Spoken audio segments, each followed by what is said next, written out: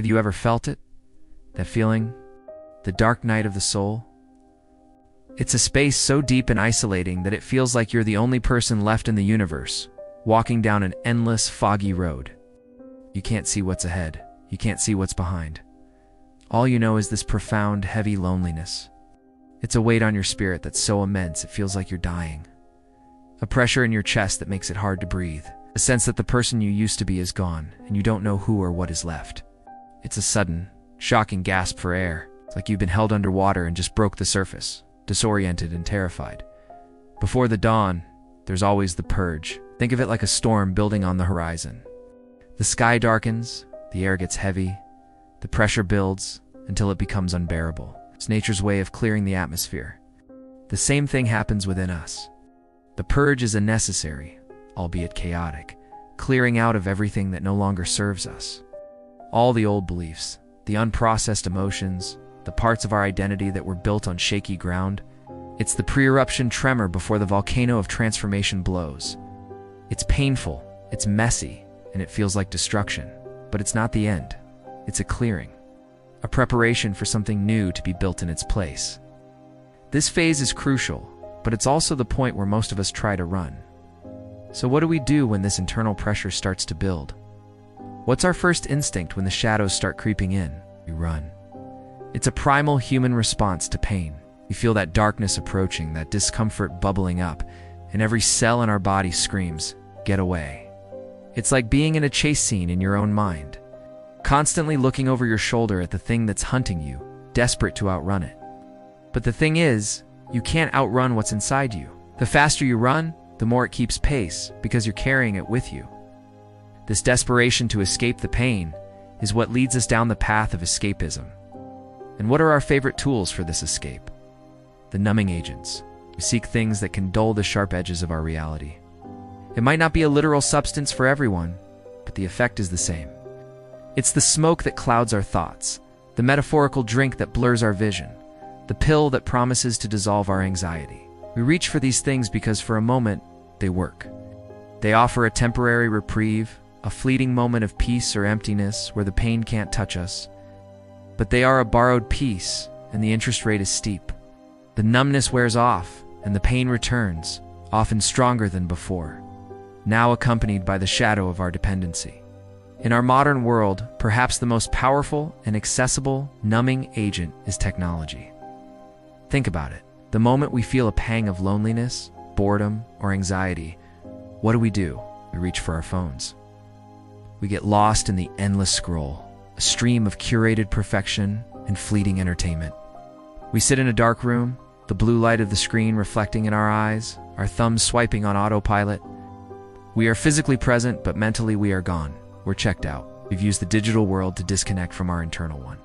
This constant stimulation keeps our minds so busy, so distracted, that we don't have a single moment to actually feel what's going on inside. The result of all this running and numbing is suppression. We take all those uncomfortable emotions, the sadness, the anger, the fear, and we stuff them down.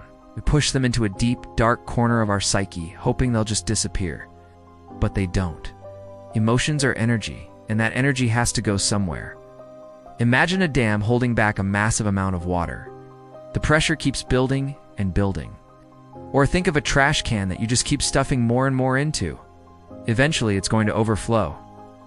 That suppressed energy will manifest in other ways as anxiety, as chronic stress, as physical illness, or as explosive emotional outbursts that seem to come out of nowhere. We think we're controlling our emotions, but really, we're just building a pressure cooker inside ourselves. Now, there's a particularly sneaky form of escapism that can look a lot like healing. It's called spiritual bypassing. It's the love and light trap. It's using spiritual ideas and practices to avoid dealing with our painful feelings and unresolved wounds. On the surface, it looks positive. We say things like, "It's all good," or "just think positive thoughts," but underneath, it's a form of denial. It's like trying to meditate, but you're so agitated you keep peeking one eye open, or putting on a big fake plastic smile when you're crumbling inside.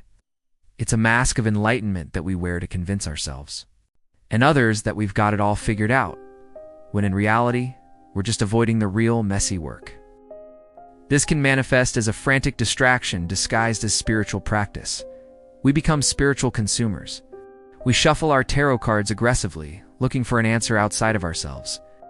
We buy more crystals, burn more sage, attend more workshops, always seeking the next thing that will finally fix us. But we're not using these tools for genuine introspection. We're using them as another distraction, another way to keep busy so we don't have to sit with our own darkness. It becomes another form of addiction, a spiritual materialism, where the accumulation of practices or objects is mistaken for genuine inner growth. We're just swapping one form of numbing for another. The core issue with spiritual bypassing is that it encourages us to ignore our three-dimensional reality, promotes a kind of detachment that isn't healthy. We might literally step over a pile of unpaid bills or dirty laundry to get to our yoga mat, believing that our spiritual practice absolves us from dealing with the mundane, messy parts of human life. But it doesn't. True spirituality isn't about floating above your problems. It's about bringing more consciousness, presence, and responsibility to them. Ignoring the reality of our lives, our relationships, our finances, and our responsibilities in favor of some transcendent state is not enlightenment.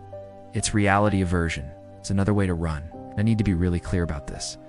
You can meditate for hours, but if you're not paying your rent, you're not spiritually evolved, you're just avoidant.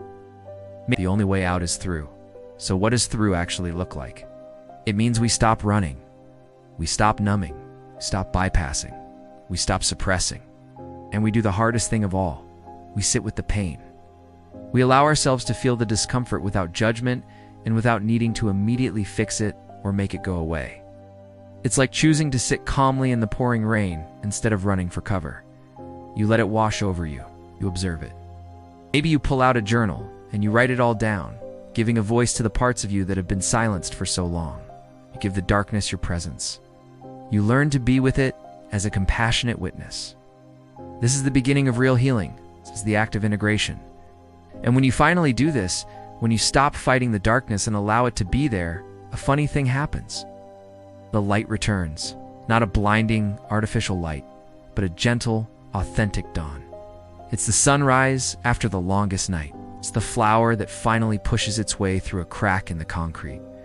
By facing and integrating our shadow, we reclaim the parts of ourselves we had abandoned. We break the chains of our own resistance. This isn't about destroying the darkness. It's about understanding that the darkness holds a part of our power, a part of our wholeness. Integration is about bringing all parts of youth alight and the dark back into a unified whole. This process of facing our pain and rewiring our responses is deeply tied to the chemistry of our brains. Our habits of escapism have created powerful neural pathways that are often fueled by a constant search for the next hit of a chemical called dopamine. It's the driving force behind so many of our addictions and distractions. In our next conversation, we're going to dive deep into this. We'll explore the dopamine trap, how our modern world is designed to hijack our brain's reward system, and how we can begin to reclaim our focus and our free will from its grasp. Thank you for walking through the darkness with me today. Remember, this journey is a process, and being gentle with yourself is key. If you found this helpful, please like and subscribe so you don't miss our next episode on the dopamine trap. See you then.